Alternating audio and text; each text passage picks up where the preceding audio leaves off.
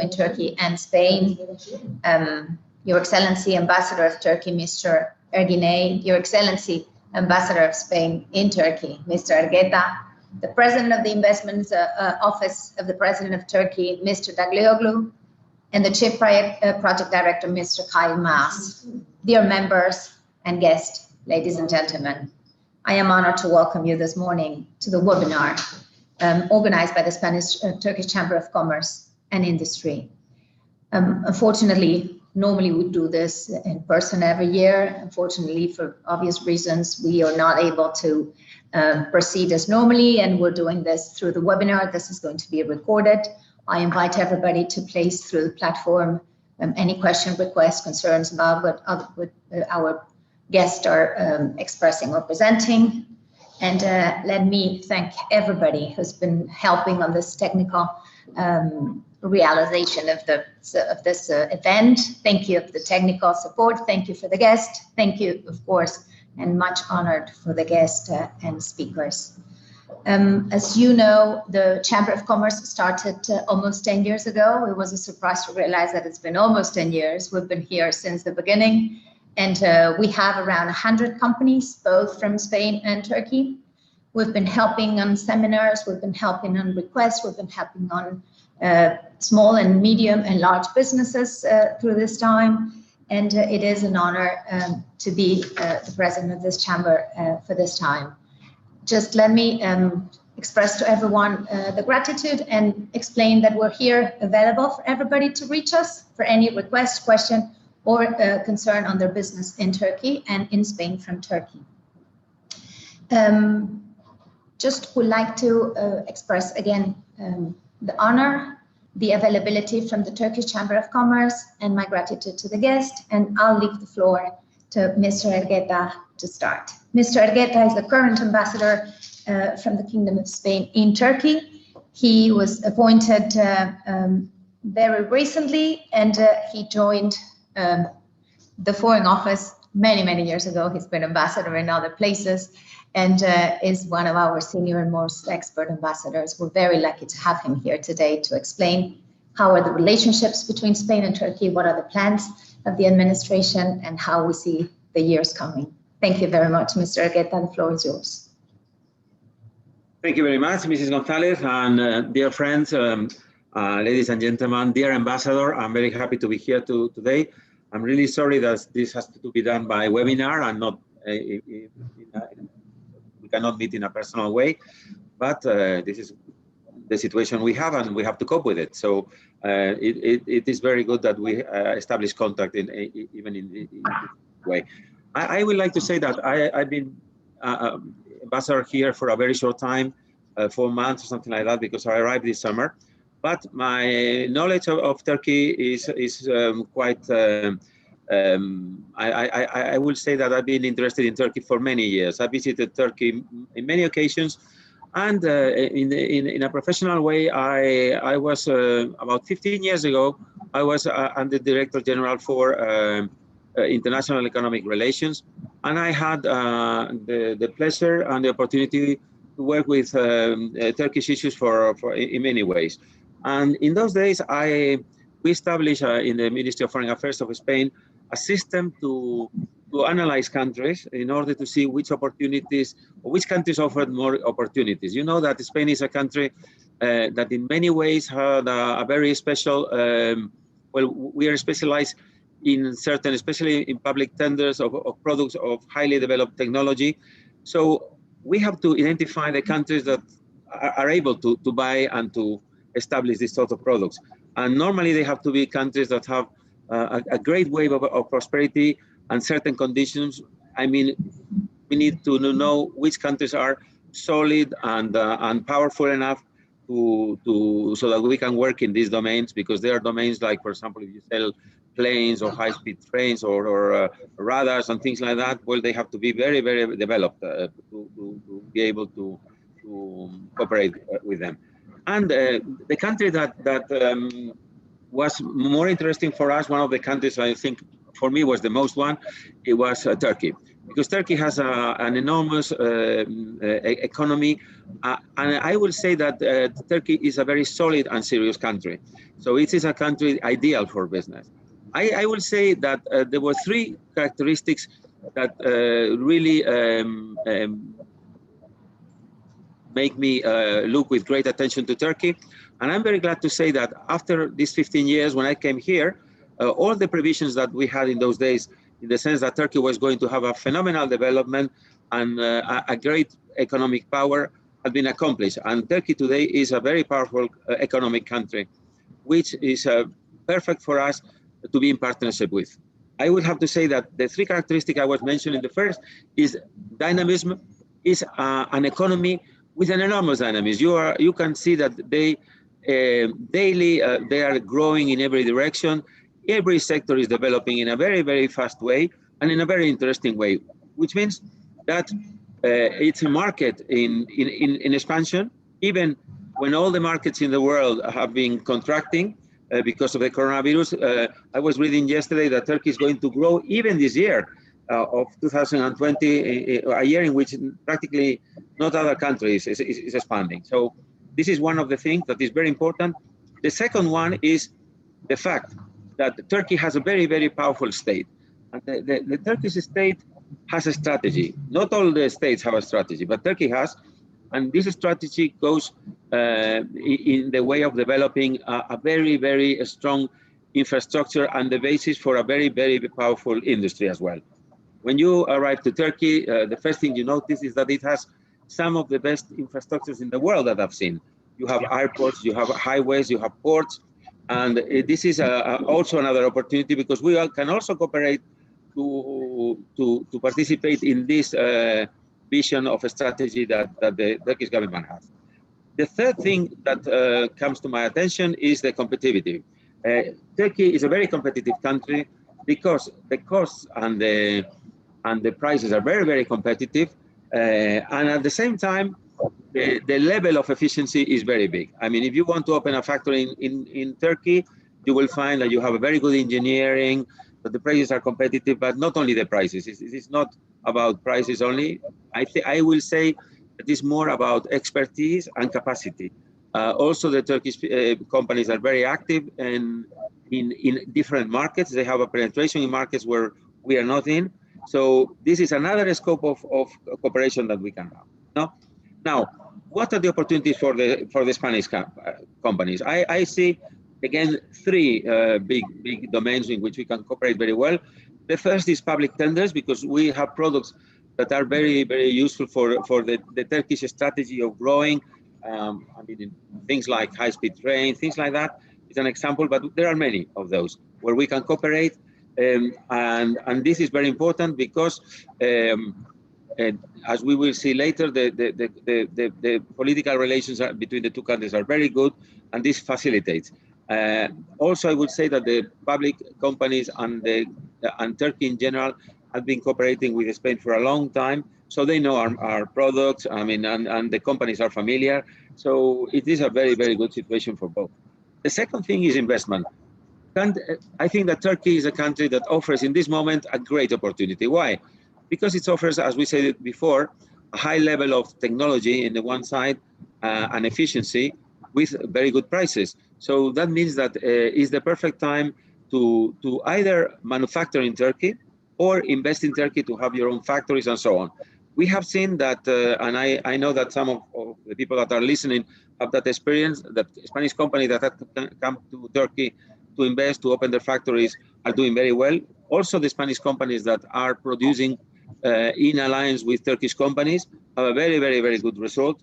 And I think it's a very perfect and complementary thing. It allows us to produce with very good level of competitivity, and at the same time to tackle the other markets that are very close and in which the Turkish companies are very well established. You have to realize that Turkey has agreements with many different countries, including the European Union of Customs Union, which means that you can export from Turkey to these markets with great efficiency. No? And the third thing is that Turkey is developed a highly sophisticated industry in many domains. I would say things like defense, communications, and so on, in which we are also very developed and we can cooperate. We have different examples of cooperation, and they have gone very, very well. So I think that the important thing is that we somehow, I don't know, make an effort to go even further, because for us, Turkey is a strategic partner, and we have it as such, and especially in the economic side. And there are some challenges as well. I think the biggest one for us is that we are in the framework of the European Union, and we have to modernize the custom union. This is very important for Turkey and for Spain, and there are some political problems at the moment, but we hope that it will be overcome soon. And what I would like to point out, just to finish my intervention, is that the relations that we have, I was telling the other day the Minister of Foreign Affairs, who I saw 2 days ago, and it's very difficult for an ambassador to improve the relations we have, because they are such a good relations. And my friend, the Turkish ambassador in Madrid, is very well aware that the level of interlocution that we have both here and in Ankara and in Madrid is really excellent. So this is the best possible situation for a diplomat to be in such a state of friendship. But at the end, I would like to point out the Spanish embassy. We are at your disposal for everybody. We are here to accelerate things as much as we can. I have to say that our companies also have to do an effort. In one way, is that Turkey is a world in itself. It has some of the problems that we also have. For example, language is very important. I will stress the need to adapt to the Turkish market, to translate things. If you go to a tender, don't present the tender in English, present it also in Turkish. It's a measure of courtesy that we have to have always. Sometimes the Spanish companies, the Spanish in general, we are not aware of these things, but those are things that are very important. I also tell the companies one thing, is that if you if you do an investment or you establish an office in Turkey, this is a very good thing, because you have to contemplate the Turkish market what it is, a very big market of 80 million people. And you cannot do it in the normal way as you go to other places. You have to pay attention, because it's worth paying attention. The moment you pay attention to Turkey and their market, the rewards are infinite. I have to say that all the companies that we have talked with, that have established themselves here, they have a very good experience. So the first thing is that maybe when the time comes and this pandemic finishes in some months, the next thing is that we have to do some forum in Ankara or Istanbul. We will be ready to organize it. We're going to organize a high-level meeting and forum probably at the end of the semester to take the opportunity to bring big companies here and show them their reality, but also to new companies that are outside the framework of the Spanish-Turkish relationship. We would like to bring them here to see, because Turkey, as Spain, we have sometimes problems of images, and when people go to Spain or come to Turkey, they see a phenomenal situation, and they're very impressed. And I was the first. I've been coming to Turkey for many years, 20 times, but when I came here and I saw the new highways, it's impressive. It's really, I will have to say that they have some of the most impressive infrastructures in the world. So this is something that when you come here, you realize how important it is to be in this market. So I animate this company. We are ready to help as much as we can. We have a very good relation with the Turkish authorities, with the Turkish embassy in Madrid. So together, maybe we can organize things in the near future to develop even more this relationship. Thank you very much. Thank you very much, Ambassador Margareta. You're absolutely right. There are things that impress foreigners when we get there. Infrastructures is one of them, and the capacity and the ability of the labor force. It's incredible. Universities, technical universities, are with a very, very high standard, and it is a surprise. Language is always an issue, but from the chamber, we're happy to provide translators, information on translators to be able to translate those tenders, because there are tons of tenders. Istanbul is not the only city. Ankara is not the only city. The country is huge, and there are opportunities for Spanish companies everywhere. And it is true, a good joint venture between Turkish and Spanish will be a very good match. Thank you very much for your words. I'm sure there'll be questions afterwards. Let me give the floor now to Ambassador Agunai, which is, it's been our Turkish ambassador in Madrid for a few years now. And we're honored to have him here. He has opened the embassy to the community, and he's always there to support and to help the Spanish companies willing to invest in Turkey. Ambassador, the floor is yours. Thank you very much. Is Ambassador Agunai there? See him? Let me see.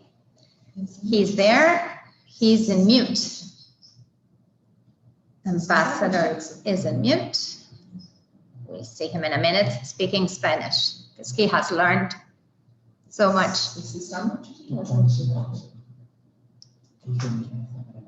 I'm sorry? He needs to turn the micro on. Ambassador Agunai, we're waiting to hear you. Esther, I will profit to say that I will have to leave at 12:30, but okay. Our deputy, Mr. Ibanez, will be here, okay? Okay, fantastic. We need to hear Ambassador Agunai. Let me take the opportunity to say that we missed the National Day a few days ago at the embassy. It used to be a very nice event. We used to eat kebab, and it was a very nice, interesting cultural moment for the two countries. And we missed this year, so I'm looking forward to the next one. We're calling him. Yeah.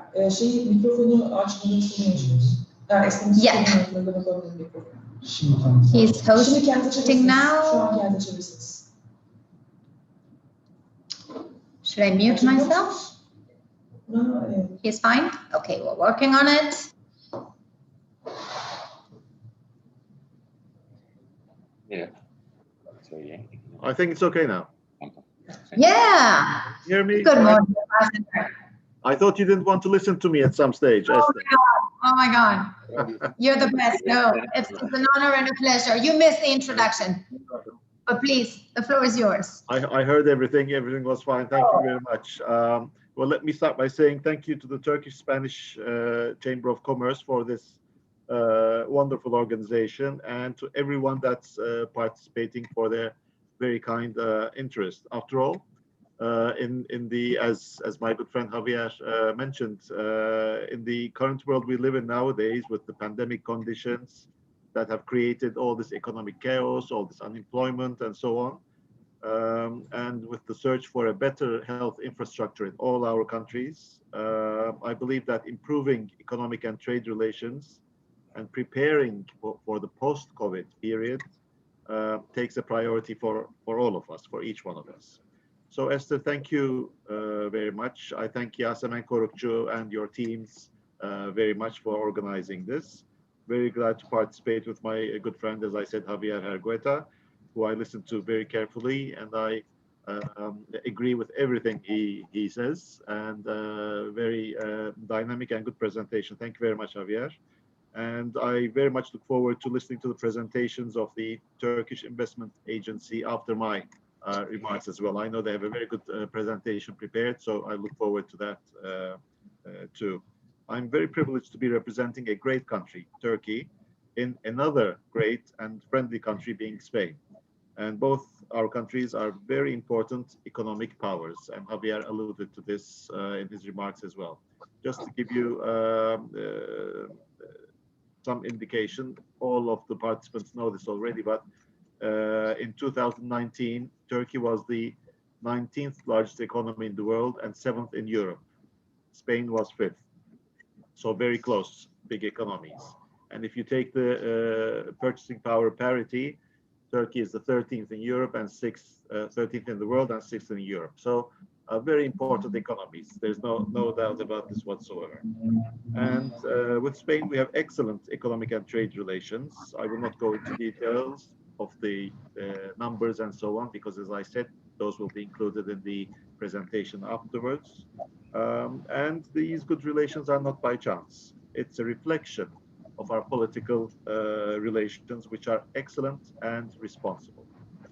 We are fortunate to have a friend like Spain that can overlook short-term conjectural problems that may arise sometimes in our region and take a strategic and visionary long-term outlook to its relations with Turkey and to, for example, Turkish-European Union relations. This is also reflected by the fact that our respective trade ministers, under difficult COVID conditions, have held for the very first time this year the JETCO meeting. It was in July, if I remember correctly. It was held online and was held after having decided to hold it a few years back. So after a delay of a few years, this was the year under COVID conditions that we were able to hold the JETCO meeting, and we're very happy about this. A business forum was also held on the margins of this online JETCO meeting. Our ministers also participated in a panel of the Izmir International Fair. Again, I think that was in August this year. And Presidents Erdogan and Sanchez have talked frequently during this period, and every time they have expressed their determination to improve our economic and trade relations and cooperation in all fields, including, for example, defense industry.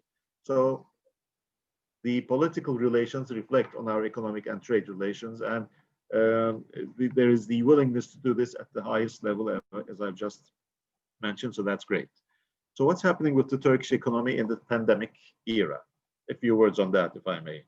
The beginning of 2020 was very positive for our economy, registering a growth of 4.4%.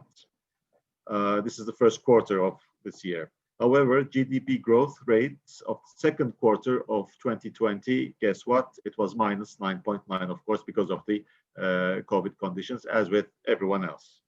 So far, the impact of the COVID-19 pandemic has not been as serious as in many other countries in Turkey. But of course, it's still significant. We cannot ignore this.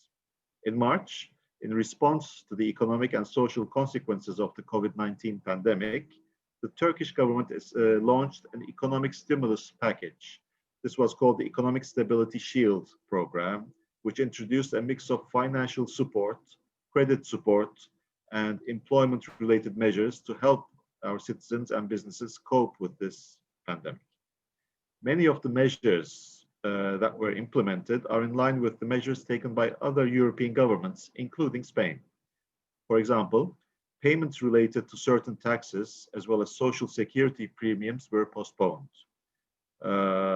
for a number of industries, for selected industries. For example, retail, iron and steel, automotive, logistics, and so on. Allocations to the Credit Guarantee Fund were also increased. This Credit Guarantee Fund provides credit guarantees for loans borrowed from banks by small and medium-sized enterprises and also non-SMEs, and facilitates their access to liquidity.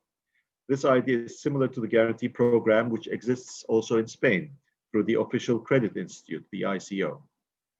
More recently, at the end of September 2020, the Ministry of Finance published the New Economy program with the motto, New Balance, New Normal, New Economy. The new balance aspect of this refers to the need for all measures to be taken in the context of a healthy macroeconomic situation and financial stability. New normal relates to the changes caused by the new situation in the way companies operate and the need to face digital transformation. Finally, what we mean by new economy, we want to highlight our interest in developing an innovative, high value added, international market-oriented model that's inclusive and sustainable. So this is what we're shooting for. In this context, the program includes a number of objectives aimed at achieving sustainable growth and creating quality employment in the context of public finance control, price stability, and the balanced current account. Recently, the new Turkish Minister of Finance, Mr. Lütfi Elvan, announced the GDP growth rate estimation for 2020 as 0.3%. So that's a growth, small one, but a growth. While the estimation for 2021 is 5.8%. So something to look forward to. The Minister of Finance announced that Turkey will implement economic and social transformation programs that will ensure price stability, maintain fiscal discipline, increase coordination in monetary and fiscal policies, further improve the investment environment, which is important to all our Spanish friends who invest in Turkey, increase the production-oriented income generation potential, and eliminate the negative effects of the pandemic so far. Yesterday, the Central Bank of Turkey announced the increase of the interest rate from 10.25% to 15%. So these are the latest developments in our economy. So far, in 2020, as a result of the COVID crisis, our bilateral relations with Spain have declined sharply. This is expected, this is natural, it has declined with all other countries. And the effect is important for the first 8 months of this year, and we've seen a decrease in the bilateral exchange to the amount of minus 21%. So this is something that we need to recuperate. At the moment, it's difficult to predict with certainty what the evolution will be in the coming months. We have to wait and see. But we expect that our trade relations will start to recover as of early 2021. And I say this with confidence because we have a sound platform with Spain. All the agreements are in place, all the relationships are in place. So we just need to bounce back once this pandemic is over and the vaccine is in place. Let me remind you that our commercial relations are based on the customs union. This was also mentioned by Javier, between the European Union and Turkey since 1995. This agreement, which applies to most of the industrial products and consumer goods, establishes that there are no customs duties or quantitative restrictions when our goods are exchanged. Customs union. We attach high importance to updating and upgrading of this customs union, again alluded by Javier during his introduction. And we have initiated this process with the objective of enhancing the customs union on a mutually beneficial basis and deepening our trade and economic relations with the European Union. We aim at achieving greater market access, respectively, in the fields of agriculture, services, public procurement, and e-commerce. So I call upon all of those listening to us today to lobby everyone involved in order to get this process forward, to modernize the customs union we have with the European Union, so that we all benefit, all the investors benefit as well. And after all, this is an undertaking, it's an obligation by the European Union to do so. So let's work together on this. And I mentioned the JETCO meeting recently held between our trade ministers. And in that meeting, we established a new trade volume, a new target for a trade volume being 20 billion euros. This is a large number because at its peak, our trade volume was 13 billion euros. So now we're targeting 20 billion. It's achievable. And we depend on you guys, of course, to achieve this. And we are ready to work in every way we can to assist our business communities. The current situation is also changing the way of doing business. Numerous trade shows have been cancelled, unfortunately, and they have adapted to virtual or mixed formats, like the one we're doing right now. Companies have to work more on their digitization processes and on increasing their online presence, making use of electronic markets. New opportunities are emerging in sectors that are growing despite the crisis. For example, pharmaceuticals, medical equipment, transport, container and packaging, and so on. So let's seize on these opportunities. Let's do more in these areas. And I believe that our two countries have the necessary infrastructure and willingness to achieve this. And just to remind everyone, we have this mechanism with Spain called the Intergovernmental Conference. It's supposed to be held annually, but because of the COVID, we could not have it last year. So we're looking forward to hosting this intergovernmental conference next year, 2021, in Turkey, with the leadership of our presidents in this conference. And we also hope to hold a business forum on the margins of this intergovernmental conference. As a last word, we hear a lot about global value chains nowadays, on what we should do with our global value chains and how we should modify and arrange ourselves accordingly.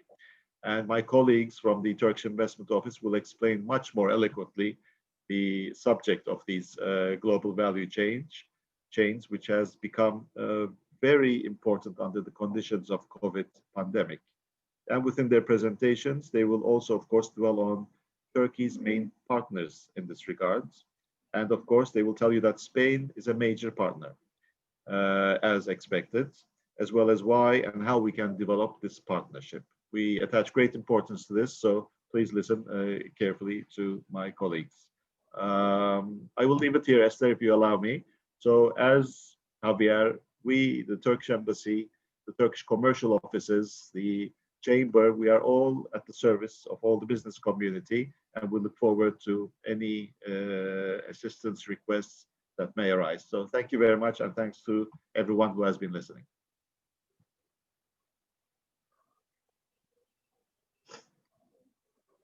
Muchas gracias.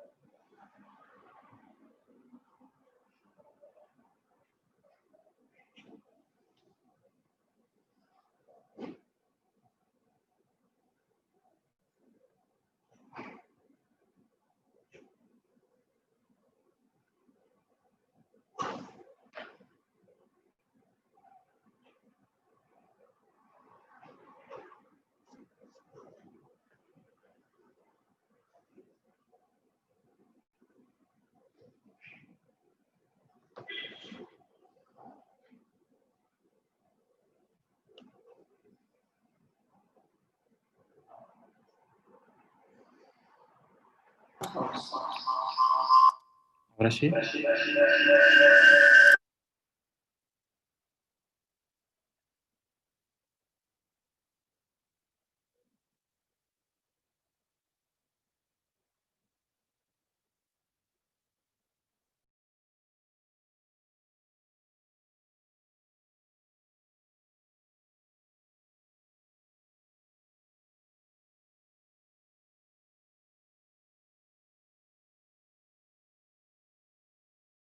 Mute. Yes, got it. Good. Thank you very much, Ambassador, for your very, very appropriate words explaining the opportunities of Turkey. Very interesting, the financial package that the government of Turkey is presenting. I think many Spanish companies could take advantage of that. Many industries have been helped for the tax purposes, and I think it's worth it to take a look at all those industries and see how this could be an advantage for the Spanish companies. Let me also, there's the questions. Somebody is asking me, should I place the questions now or should we do the questions later? We can do the questions later, so everyone has time to send more, and we'll have them all together. Let me take this opportunity now to give the floor to the representative of the they changed the name. That's why I have to check it. The Presidency of the Republic of Turkey's Investment Office. I have to say that the Investment Office of the Republic of Turkey has been the heart and the core of this chamber. They are one of the best models that I've seen in my professional career of helping companies from one country to another, from Spain to Turkey, but from many other countries to Turkey, to be the one window, the only window, the best help for helping investors. I'm not advertising, but I have to say that as a business developer, they've always been key on helping investments in Turkey. So it's a pleasure for me to give the floor to Mr. Karayaka, who's the head of industry affairs in the chamber, in the investments office. The floor is yours, Mr. Karayaka.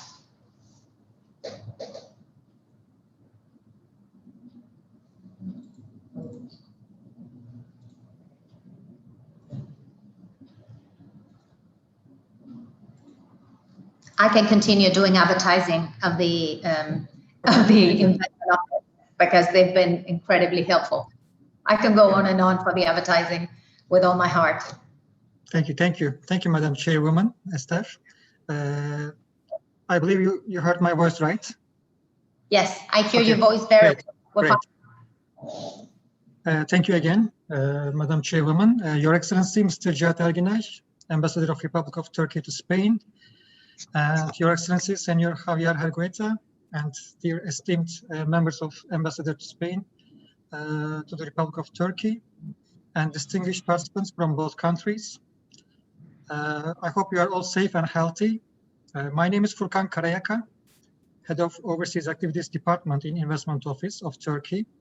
Our President, Burak Dağlıoğlu, planned to participate in this very important gathering, and he really especially wanted to be here as an IE Business School graduate, but he is invited to a program by Mr. President, so I would like to convey his regards to all participants. Firstly, please allow me to extend my appreciation to Turkish-Spanish Chamber of Commerce and Industry for organizing this timely and important meeting. As everybody knows, we are all going through a challenging process. The COVID-19 pandemic has affected everything from economic activity to social life and from business to our daily habits. While many of us, either as individuals or institutions or as companies, we are still struggling to adapt to the new conditions, but our governments have been busy with taking necessary measures to contain the virus and to mitigate its impact on our economies. I would like to say that from the very beginning, even before the pandemic officially reached Turkey, we started to take certain measures as government. Turkey's fight against the pandemic has introduced targeted measures mainly for the most vulnerable group of people, but the government has also been very careful not to stop economic activities across the country. As Ambassador Argueta stated that Turkish government implemented a strategy. President Erdogan said at the beginning that fighting this pandemic through healthcare measures is our priority, but we have also have to make measures to make sure economic activities will continue. On the other hand, we can say that Turkey was not caught unprepared to this pandemic. Maybe you may know, before the pandemic, Turkey has been massively investing in its healthcare infrastructure by building modern city hospitals through public-private partnership model. And international investors have also played an important role in those projects. These mega visionary investments have not only improved the service standards of the public healthcare system, but also have been instrumental in containing the pandemic and reduced its negative impact on our economy. While fighting the pandemic, many foreign investors, including the Spanish companies, have contributed to our fight as much as they could. I want to extend my appreciation and I want to thank all the Spanish companies which directly or indirectly contributed. On our part, as Investment Office of Turkey, from the very beginning of this pandemic, we have taken all necessary measures to make sure all international investors do not face any challenges. What we have done, we set up a sort of hotline communication channel with the investors which may encounter due to the COVID-19, and we have provided support to many companies for the maintenance and continuation of their activities, such as supply of health equipment, travel permits, and work residence permits. As Mr. Ambassador Agunai stated very clearly, thanks to timely and targeted measures taken by the government, Turkey is expected to be one of the least affected economies in terms of economic slowdown. Again, I do not want to repeat again the economic measures since Mr. Ambassador summarized very clearly, but we can say that main economic indicators show that the Turkish economy is back on track. Manufacturing is rebounding strongly. Merchandise exports have been increasing for the past 2 consecutive months. Similarly, PMI index has been improving steadily for the past 5 months. Again, the capacity utilization rates in manufacturing and real sector confidence have been also increasing since April of this year. It is also important to note that all foreign investors in Turkey have been continuing despite the pandemic. We have seen increasing investments in the Turkish merger and acquisition markets from all around the world. Significant M&A deals have been recently announced from fintech to gaming industry and from manufacturing to services.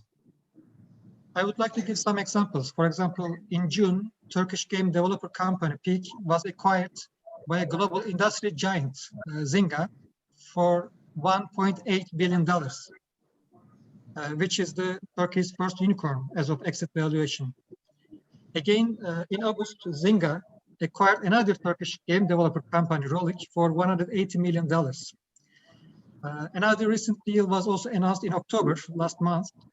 Q Terminal of Qatar acquired a commercial port, an important commercial port in Turkey, more than $140 million.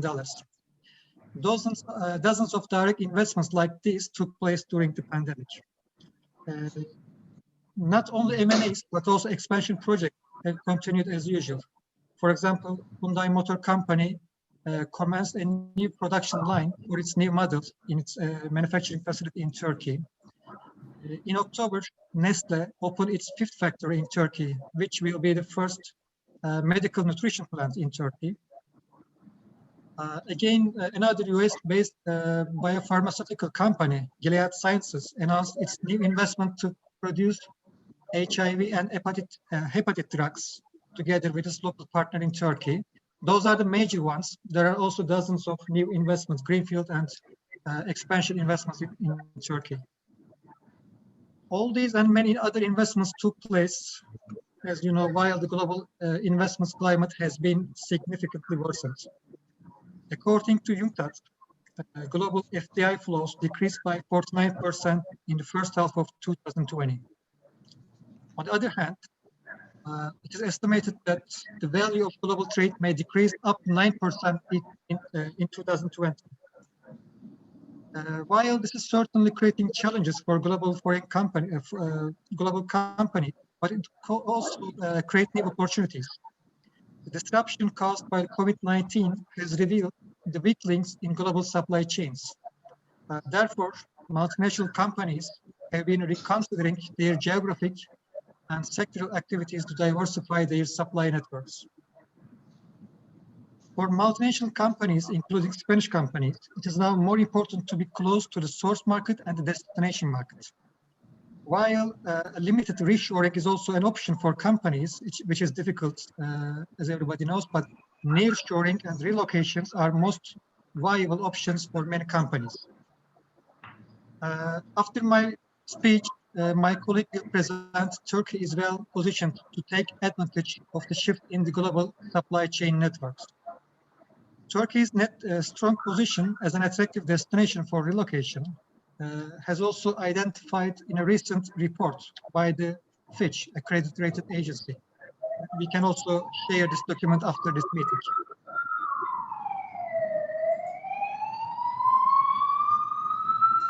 There are other noises I hear. It's not from Turkey. It's from the world. No worry. Okay, you can keep going. We're all fine. Okay, great.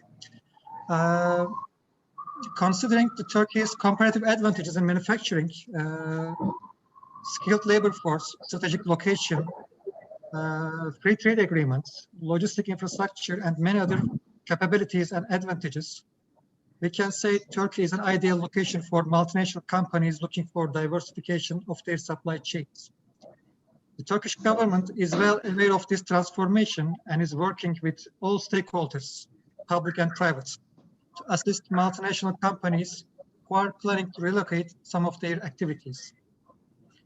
In this regard, I would like to mention that under the leadership of Presidential Council for Economic Policies, all relevant state departments are working to prepare Turkey's investment environment to the new normal after the pandemic. We are working on several programs to make sure that international investors will be able to secure procurement of critical products in their supply chains. As Investment Office of Turkey, we would be more than happy to assist investors, especially Spanish investors, who may reconsider relocating their operations to Turkey. Spain, as Mr. Ambassador said, is already one of Turkey's main partners in global value chain. It has been achieved through strong trade and investment relations between two countries. I believe we can build on the strong partnership for even stronger future partnership for both countries. Today, there are around 800 Spanish companies active in Turkey. Since 2007, direct investments from Spain to Turkey reached more than $10 billion. And we are determined to increase this volume further. We are very active both in Spain and Turkey to engage with Spanish investors. We have our resident country advisor in Spain, Ms. Yasemin Korukçu. I believe many of you already know her very well. Whether you are in Spain or in Turkey, please never hesitate to contact us for any matter. And with that, I want to finish my remarks and wish you all a very productive webinar. Thank you. Thank you. Thank you very much for your words, Mr. Karayaka. It is true that as I said, the Investment Office of Turkey, it's very helpful. Don't hesitate, Spanish companies, to take a look, to ask questions, to consult. They go straight to the point, to the contact, to the person. Very effective institution. Very interesting. Thank you for your words. Let me now give the floor to your Chief Project Director, Mr. Kaymas, who will also update us on the day-to-day of the office. Mr. Kaymas, the floor is yours.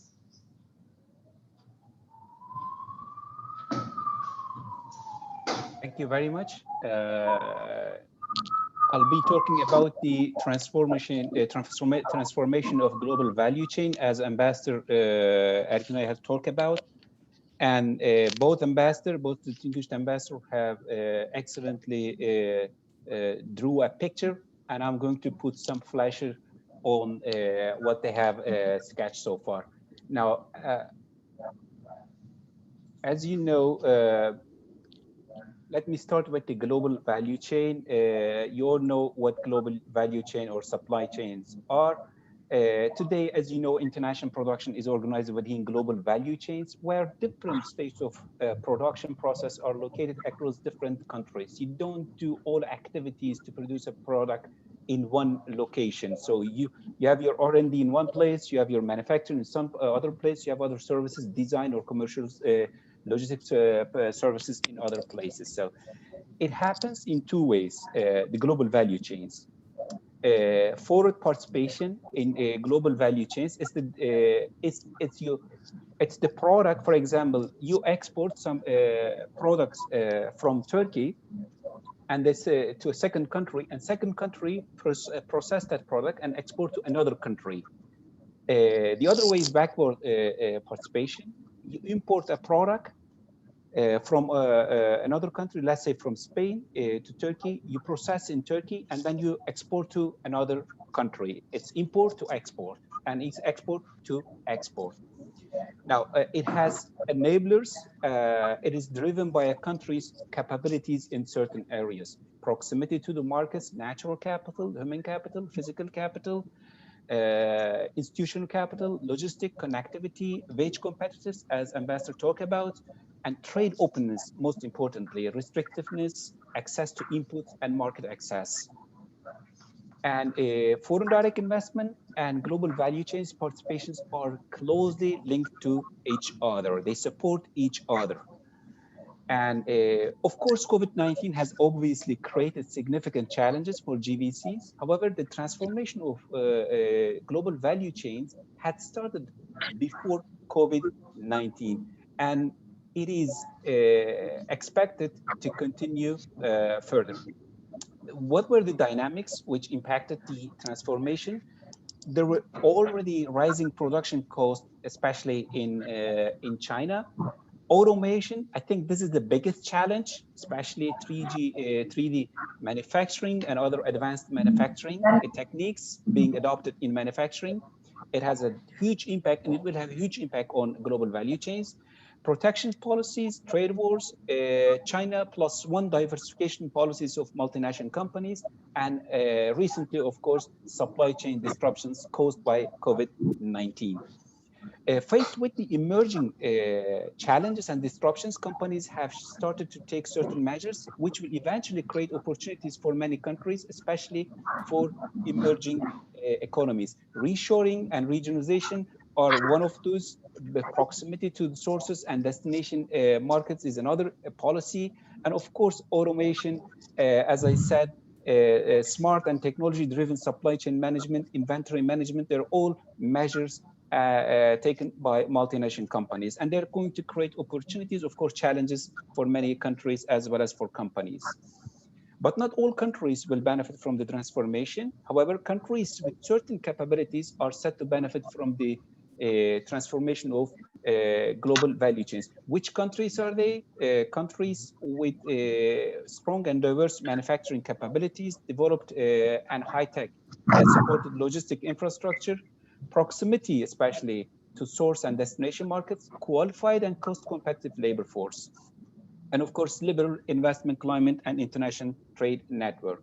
According to a recent Fitch ranking, my colleague also highlighted, Turkey is the emerging European economy that stands out to gain the most from a shift of supply chains of mid-range manufacturing within the global value chains.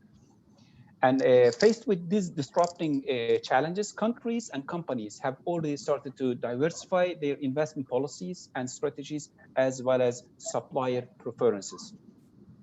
And the Turkish government has also been well aware of this transformation of global value chains and set up a working group with all stakeholders to integrate Turkey further into global value chains. Here, Turkey is closely working with the private sector, with foreign investors in Turkey, to make sure that they don't face any problems. And when they're relocating, they may consider Turkey as a destination for their next investments.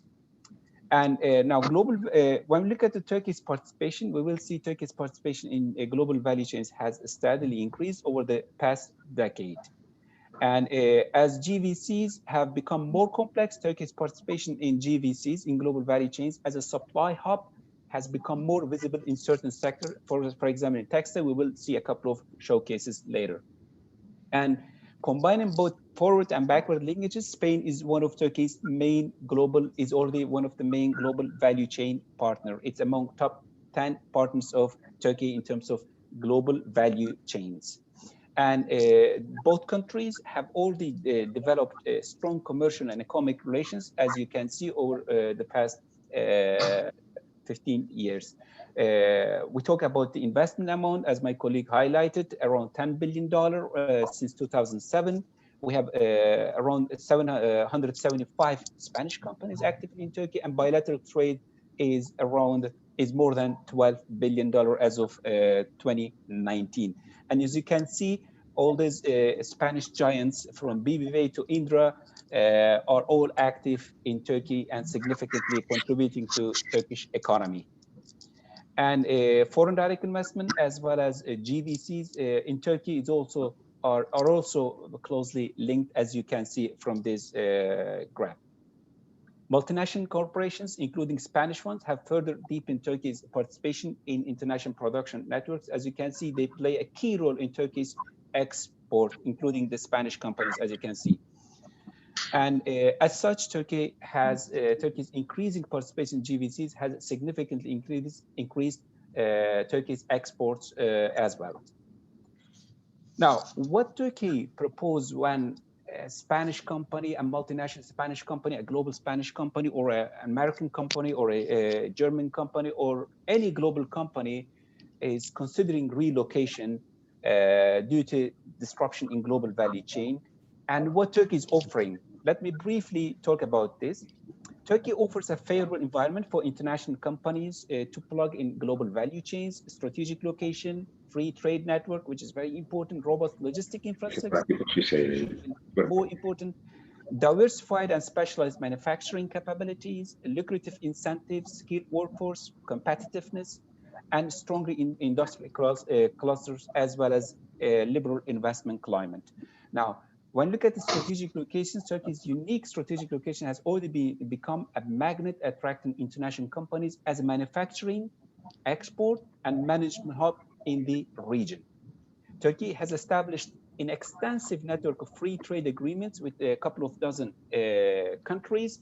We have a custom union with the European Union, and we have free trade agreements with more than 20 countries, meaning whatever you produce and manufacture in Turkey, you can export to those markets without any restrictions, without any custom tariffs. And logistics is imperative to participation in global value chains. Turkey has heavily invested in transport infrastructure over the past 16 years, establishing strong domestic and international transport links. Turkey has also established intermodal logistics centers alongside key transport networks to lower the cost and increase the efficiency. Logistic infrastructure is further supported by efficient custom regulations and operations, which facilitate trading across border, as you can see. And as you can see, in some areas, it's even better than OECD HICOM members. And as Turkey integrated with the global trade, invested in its logistic infrastructure and improved the investment climate, the trade cost of exporting from Turkey has significantly decreased, meaning it made your products more competitive. As you can see, the red line is exporting. It is the cost of exporting manufacturing goods from Turkey to Spain, and in as well as to other countries, it has significantly increased. And Turkey has a diversified manufacturing base, as you can see, with strong connections to global value chains supported by a well-developed infrastructure and seamless business services. From automotive to machinery and electrical equipment, from aerospace and defense to energy, from agri-food to infrastructure, as well as to financial services. As such, they're also offering significant opportunities for investors. Turkey, if you exclude Western Europe, if you look at the region, you will see that Turkey is the only country which pretty much produces everything, as you can see. And Turkey has, as such, Turkey has a comparative advantage in many industries that are highly globalized and highly GVC intensive.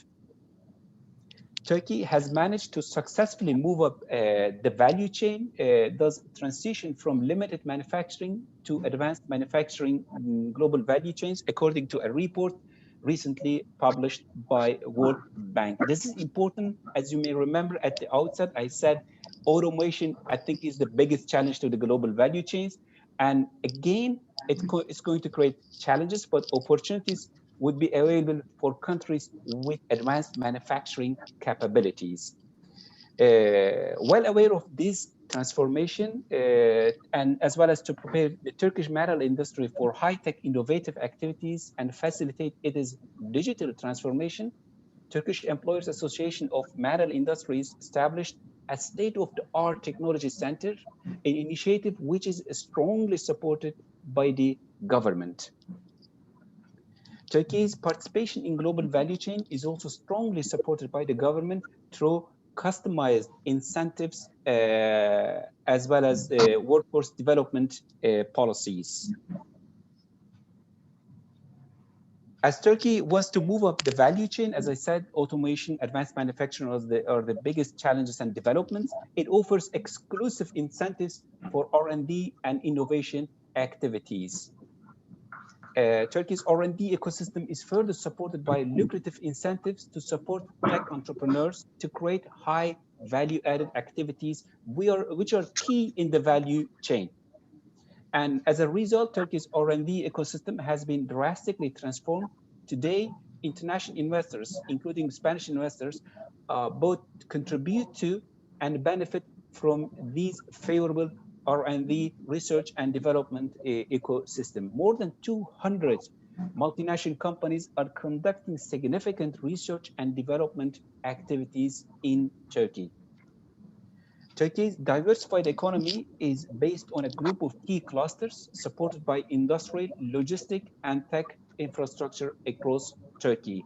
As Madam Chairwoman also talked about, it's not all about Istanbul, it's not about Izmir or Ankara. They're, of course, significant centers, trade and investment centers, but it's all evenly spread across Turkey, hence opportunities, diversified opportunities across Turkey. And as Ambassador also talked about, Turkey's qualified and cost-competitive labor force has been important. Turkey's education system supports a skilled labor pool that meets business requirements with a cost-competitive edge. As you can see, labor cost per hour in manufacturing in Turkey is one of the most competitive. When you look at the availability of qualified engineers, which are imperative to manufacturing activities especially, you will see Turkey is quite in a favorable position. Again, availability of competent senior managers, as you can see, Turkey is in a better position. Now, this is very important. As you can see, it indicates labor force quality. It is it look at the labor cost per hour in manufacturing combined with the labor availability of labor skills. As you can see, Turkey is one of the most competitive, most has the highest quality of labor force vis-a-vis many emerging economies as well as regional economies in Southeastern Europe. Turkey is one of the most open countries to foreign direct investment with a strong investment protection and promotion legislation. We have bilateral investment protection treaties with 75 countries, including Spain. They protect and promote your investments in Turkey as well as in Spain. We have also treaties to avoid double taxation with some 80 countries, including Spain. We have also an exclusive foreign direct investment law in Turkey, which brings national treatment. Means once you establish a company in Turkey, your company is deemed as a Turkish company and it's equally treated with local companies. And therefore you can equally benefit from all opportunities in Turkey. It brings international arbitration, meaning if you have disputes either with the public or with peer companies, you can directly go to international arbitration, either in Turkey or in Switzerland or London or some other arbitration centers. You can transfer your profit, you repatriate them wherever you want to without any restrictions. And you can also employ expats, and also you can have 100% ownership in companies. Now, here are showcases how global companies, including Spanish companies, using Turkey as a global value chain hub. For example, in the tax, the Spanish parent company of Zara is a good example of multinationals for which Turkey plays a key role in their global value chains. Inditex works with 175 suppliers in Turkey and with almost 1,500 factories in Turkey. It plays a key role in its global value chain. Similarly, Turkey is a linchpin in Hugo Boss global value chain. Turkey accounts for the largest part of the group's global sourcing and production volume at 23%. Its own production site in Izmir accounts for 12% of the global sourcing and production volume. It's not only textile, but it's also advanced manufacturing. As you can see, for example, Renault, a leading global auto maker and Turkey's largest car maker, performs key value chain activities in Turkey. As you can see, they have significant R&D activities, they have engineering activities, they have logistics services, and from designing to manufacturing of key components, from assembly to R&D and logistics, they're conducting significant value chain activities in Turkey. Group's largest facility outside Western Europe is located in Turkey, as you can see. And similarly, Fiat, another leading global automaker, Italian company, and Turkey's only automaker producing both passenger cars and light commercial vehicles, goes beyond assembly and creates significant value in Turkey through R&D, design, and engineering. As you can see, they're significantly exporting their productions from Turkey. And again, the US auto giant Ford has been producing motor vehicles in Turkey for decades, achieving manufacturing excellence in its facilities, and more importantly, exporting around 90% of its production to more than 90 countries in 5 continents. So they're using Turkey as a manufacturing, as an export hub. And this is another showcase. It's important because Spain is also part of this value chain, together with Turkey and other countries. And also, as Ambassador talked about, it's an aerospace and defense industry. And here is an example how those 2 countries can collaborate, as you can see, through, of course, our companies. We have developed strong manufacturing and design capabilities together with our foreign partners. And now we significantly contribute to the global value chain in aerospace and defense. And with that, I would end my presentation, and thank you very much for your attention. Thank you very much for your presentation. It's been terrific. It is really the one-stop for investors. The investment office is really helpful, and I do recommend everyone to give a call or contact because they could be very helpful for the business. Let me now go to the questions. We have a few questions. The first one is, ¿qué está haciendo el gobierno turco para controlar la subida del tipo de cambio? What is the Turkish government doing to control the exchange rate? This year, it's been devaluated 40%. I guess, Ambassador Agunai, this question is for you. What is your government doing to control the devaluation? The microphone's open? Yeah, you can go. Yes, well, I think the question is slightly outdated because as of a few days now, the currency exchange rate in Turkey has turned backwards, and the Turkish lira is gaining in value. And in recent days, we've had a change of the governor of the central bank in Turkey. And also the president of our republic has announced certain economic programs and plans, some of which I mentioned during my introduction. So this is a package. All of them should be viewed together. And as a result, we are hopeful that the Turkish lira would become stronger. But of course, the market dynamics will play a role. The COVID dynamics, the pandemic dynamics will play a role. So it's something that we are following very closely, of course. It's clear. Thank you for your answer. We have a second question. This one is asking, we will address this to Mr. Karayaka. The present perception of the market about Turkey after 2 difficult years from monetary crisis summer in 2018 is that the possible difficulties to balance the current account deficit, mainly in terms to front in the medium and short term, the upcoming commitment, private and public sector, due to the important decrease of the foreign exchange reserves in the last months and worsened by the COVID-19 crisis that affects especially the tourist sector. Mr. Karayaka? Yes. Hello. That's for you. Thank you. It's a quite long question. And I know. Yes. As Mr. Ambassador said, recently we are also updating our economic policies with new financial minister. We are now taking new measures to rebalance the economy and considering the balance of the inflation and the continuation of the new investments. We are taking new measures.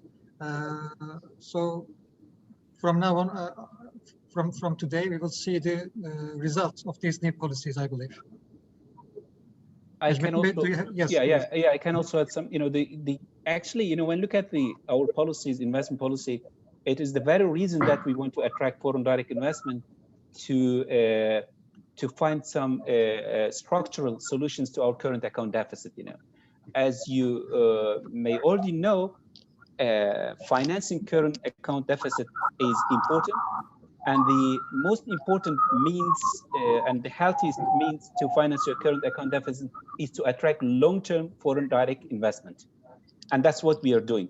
This is in the long and short run to finance our current account deficit through foreign direct investment, long-term capital inflows.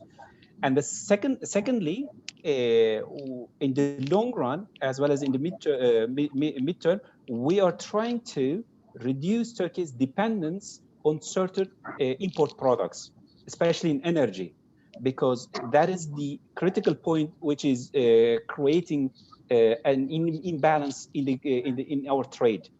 And our current account deficit is mainly caused by our trade deficit. And we are meticulously studying our trade composition, and we want to reduce our dependence in certain import products, and in the mid and long term, and that we are trying to do that both through supporting domestic investments as well as attracting foreign direct investments that will contribute to the domestic production of the imported products. And that's why we are trying to attract and invite international companies, including Spanish companies, to locate their activities in Turkey, because we are incentivizing and we are giving highest priority to those strategic investments that will transform our economy, and that will, of course, bring a sustainable balance of payment in terms of current account deficit. Thank you very much for the answers. And now we have the last questions. The last question. Yes. Can I say something on the last part of the question on tourism? Please. Tourism is very important for both our countries, both for Spain and Turkey, and also to you personally, I think, in terms of your company.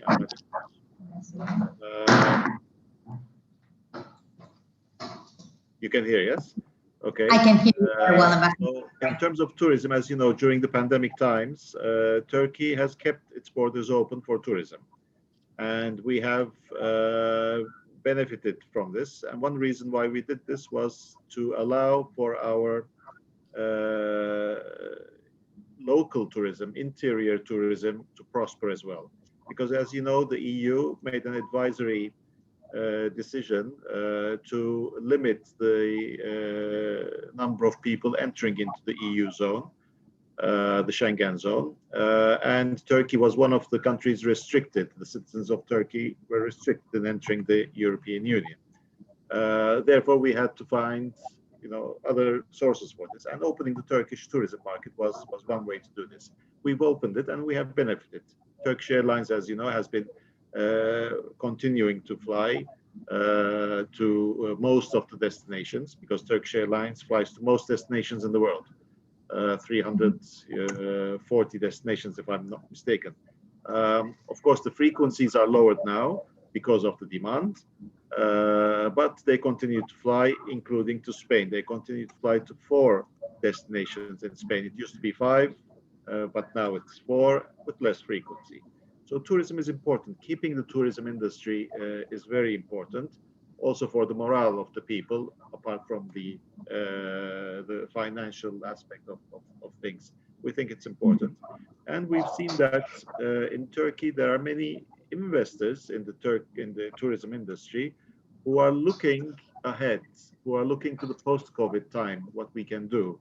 And I know of certain investors in Turkey who also want to work with Spanish counterparts in tourism. So I appeal to everyone who is watching us, if they know opportunities of Spanish companies who are willing to do this, please let us know. And we would like to bring these businesses together. Thank you. Yes. Thank you, Ambassador. I have more questions. So here we go. Asked the ambassadors what are the two countries are doing between each other to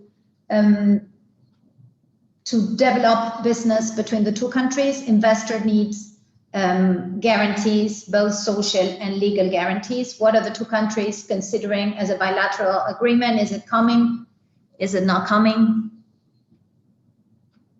And then there's the rest of the question in Turkish that I will ask Yasemin to. Oh, it's the same in Turkish. Got it. So is there any agreement, bilateral agreement to support investments from one country to another? Let me start and then leave it to my colleagues from the investment agency. The legal framework between our countries is complete. And this was also mentioned in the presentation by Mr. Kaymaz. We have the agreement on promotion and protection of investments since 1995. So it's been there for a long time. We have the agreement on double taxation. So those are in place. We have the JETCO results as well, which will be helping the investor community as well. So what we are looking for now is the customs union, as I mentioned very strongly, and as Javier also mentioned at the beginning. And on that point, the ball is on the court of the European Union. They need to move on that in order to advantage the investors from EU countries. So this is something we are expecting, and I leave it to my colleagues from the investment agency to complete this. Well, thank you, Mr. Ambassador. Actually, you perfectly just summarized, what I was gonna say. As you said, we have already existing framework, legal framework, international. I mean, the agreements to protect and promote bilateral investments. We have double taxation, and we have, of course, our domestic legislations. We have an exclusive foreign direct investment law which protects foreign investment in Turkey. As Turkey is well integrated with a European legal system as well as with the global trade and economic system. So if we look at the statistics, we will see Turkey is one of the most liberal and most open country to foreign direct investment, and even more open than some advanced economies. Lastly, maybe Necmettin, we can also give information about we are part of international arbitrations. And also Turkey has also opened its own arbitration center called Istanbul Arbitration Center. So all the companies in Turkey which invested in Turkey are free to apply to international arbitration or Turkish Istanbul Arbitration Center. Thank you. Clear. Thank you very much. We have another question. Any special incentive for small enterprises willing to do business with Turkey? I assume Spanish small enterprises, any incentive? We have a variety of incentives. I just briefly talk about, but please get in touch with my colleague in Spain, Mrs. Yasemin. You already know her. She's right behind you, as you can see. And but it's also available on our website. The thing, I don't want to go in detail because it's very detailed and technical. What I can say about our incentives, there are a variety of options. If you're not eligible for one incentive scheme, then you will probably be eligible for another one. It's not only manufacturing, it's in services, and it's R&D, research and development, and innovation. And there are also grants by certain institutions in Turkey. So get in touch with us, look at our website. We can provide you with information. And we have also our SME organization, COSGAP. They also have significant support, grants, incentives for small and medium enterprises. Clear. Yeah, contacting the office will be faster and incredibly useful. We have another question. The ambassador already explained a little bit what the country is doing on the tourism sector for the pandemic. What are the measures to rescue the sector? Is there any specific measure that the country is implementing for rescuing the tourism sector? Yes, there are measures that have been announced and implemented, put into force to encourage the tourism sector. But first, of course, to save them from the difficulties that have been encountered. like tax breaks and so on. Spain is also implementing similar measures, as are we, and the superpowers of tourism in the world, so to say. So both our countries are two of those. What we have done to encourage the businesses is also, it starts from the airport and the ports and goes all the way down to the cafes and restaurants and so on. So it's been a difficult balance, of course, because you have to take all the precautions for COVID, plus keep your economy, especially tourism, alive. So it's not been an easy balance, but I think Turkey has managed this quite well. And this is why we've had a lot of tourists coming to Turkey from many regions, including the local tourism. And one important thing is at the airports or ports, when people come in, there are very strict protocols in place in looking at people, checking them, their temperatures and so on.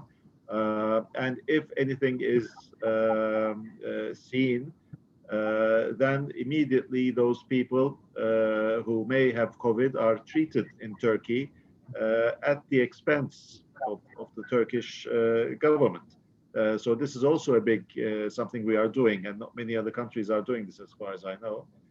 So we take the COVID precautions very seriously in Turkey, but we also take the economy and tourism economy very seriously as well. Mr. Ambassador, maybe I can comment more for the tourism. The Ministry of Culture and Tourism also launched a program called Healthy Tourism Certification for all the hotels in Turkey and tourism facilities in Turkey. And this certification process is implemented with contributions from other ministries like Health, Transportation, Internal Affairs, or Foreign Affairs. And it's also implemented by the cooperation of the sector representatives. According to this plan, there are four main pillars, we can say. Health and safety for the passenger, and health and safety for the employee, precautions taken in the facilities, which is a very long list. We can share later if you want, and precautions taken in terms of the transportation vehicles. So all the facilities and hotels in Turkey will apply to this certification program, and they will take this certificate. Then the tourist will come to Turkey, will see this certificate and standards during their visits to Turkey. Thank you. Thanks for the explanation. We have another one, a specific individual who said, I moved to Spain 1 year ago, and I took more than a year to get a residence permit. This goes for the Spanish embassy in Turkey, maybe ambassador. Bureaucratic processes were tiresome and weary. I had difficulty in reaching clear information during this period. Can an improvement be made in the bureaucratic process in order to strengthen the cooperation between the two countries? Because this process can be tiring. This is a Turkish gentleman who moved to Spain and is having some difficulties. Any suggestion? Well, I would say it depends on how this citizen went to Spain. There are different ways of going to Spain. You want to go to Spain on tourism, you want to go because you have about that, you can go to work, you can go to study.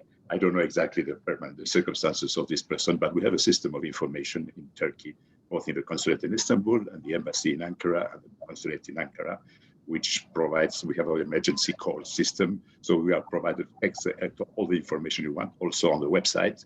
And if there is any specific question, we are ready to answer immediately. And that is a part which depends on us, the part that depends on the autonomous regions. If the person wants to send a request to us to the chamber, we will channel it to the embassy, and I am sure it will be solved. And as I said before, the rest of the questions are already done. Oh, there's a new one. Oh no, that was my last. That was the last but not least, because this is a question from Íñigo de Palacio, who's a very dear friend of this chamber, and I guess known by everybody. Oh, hi Íñigo. At Indra, we reaffirm our commitment to continue collaboration with and presence in Turkey, which started in 2006 with references now in air traffic management, defense, transportation, energy, and the like. Also, we look very forward to further developing projects in railway technology to improve operational safety and efficiency in the protection of the marine environment, and of course, further collaboration in ATM for civil aviation and airports, among other areas of interest. We believe Turkey could make a most suitable hub from where to invest and expand business in the region. Questions? This is the question.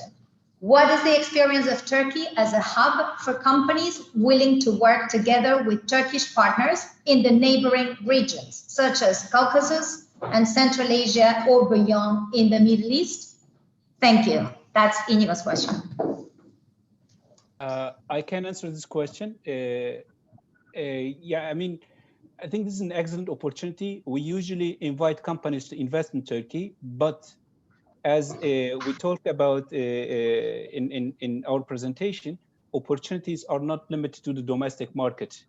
You can use Turkey as a hub, but also you can capitalize on Turkey's strong relations in these regions. Today, many companies are willing to do business in third countries together with the Turkish companies, especially in contracting services in Central Asia, in Middle East, in North Africa, and other countries in the region. This is one area. And interestingly, but not surprisingly, defense is another area. We have excellent cases of collaboration of different companies from different countries with local Turkish companies in defense and aerospace, and exploring opportunities in other areas. I think this is strongly supported by the government, and it is also promising more opportunities in this regard. This is only two examples, but we have also opportunities in other sectors. For example, we have Coca-Cola, a US company. They have a strong presence in Turkey, but now they're doing business in Central Asia and through their Turkish subsidiary. So for example, look at the Coca-Cola's operations in Uzbekistan or in Pakistan. They are mainly carried out by the Turkish subsidiary because they have excelled their work in Turkey, and now they are exploring opportunities in the region and in many, many other sectors. This is, I think, a unique area that both Turkish and Spanish companies can complement each other technologically, as well as in terms of entrepreneurial initiatives, but also through their strong relations, commercial, historic, and cultural relations with these countries. Yeah, it makes all sense. Yeah, please. It's a very last comment. It's I think very good question from Indra, because I believe he is very the person who make the question is very aware of the Turkish business influence and Turkish companies' influence to the region, to Central Asia, to Middle East. Turkey is already making very comprehensive investments with the third parties, with other companies to this region. Previously, it was mostly investment in the construction sector and maybe infrastructure sector. But when it comes to today, also in energy sector and manufacturing sector, the Turkish companies making partnerships with other companies, with the third countries, including Spanish ones. So our companies are very open to make new investments in those regions, including Central Asia, Caucasus, and Middle East. And we also have organizations called Foreign Economic Relations Institution and Turkish Exporters Assembly. Mrs. Yasemin knows very well. We can also get in touch Spanish companies with those institutions and organizations to make partnership with Turkish companies. Thank you. Thank you very much. Just to clarify that Mr. Íñigo de Palacio is an expert on this, so I'm sure he knew the answer already before asking. Yes, but this is the last question from PricewaterhouseCoopers. This is Juan Simoes from Pricewaterhouse Spain Global Mobility Service and Migration Department. Thanks for the presentation. As per our daily experience, we've noted an interesting growing immigration flow between highly skilled professionals from both countries, both inbound and outbound. What are your perspectives on this trend, and how will Turkish immigration law welcome business visitors and Spanish workers in the upcoming months?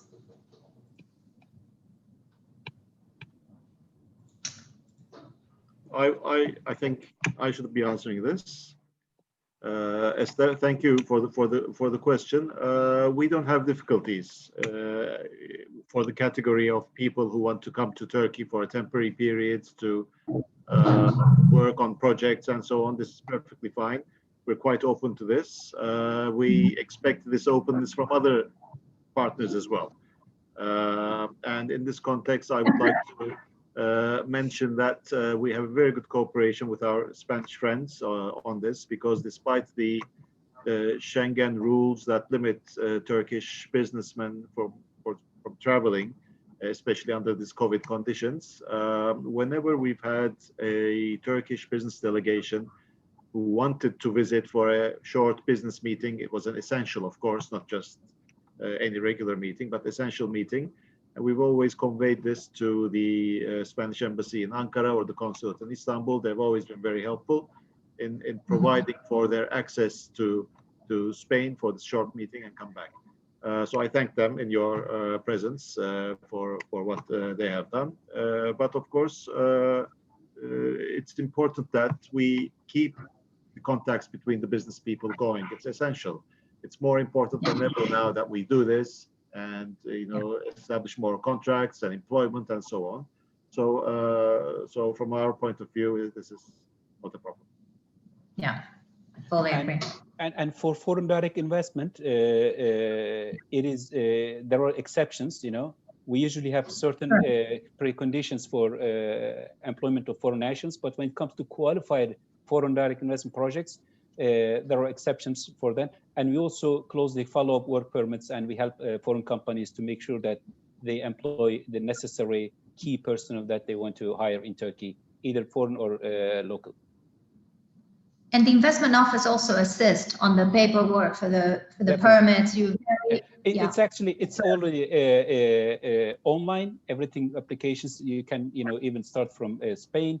And but we also follow up if there are any obstacles in that regard. We contact our colleagues in the relevant ministries and we accelerate the process. Yeah. Good.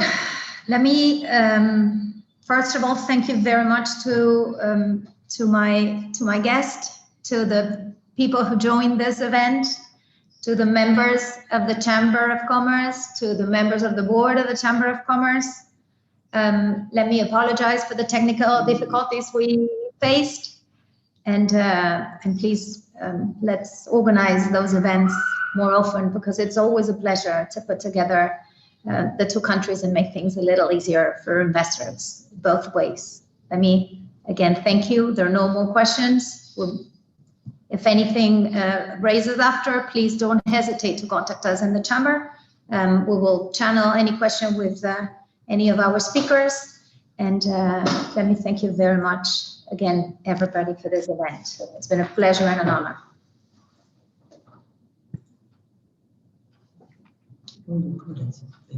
Oh, Yasemin said that we're recording. So if anyone wants to watch it again, you can ask for the video. Thank you very much again. It's a pleasure, and see you soon. Ciao.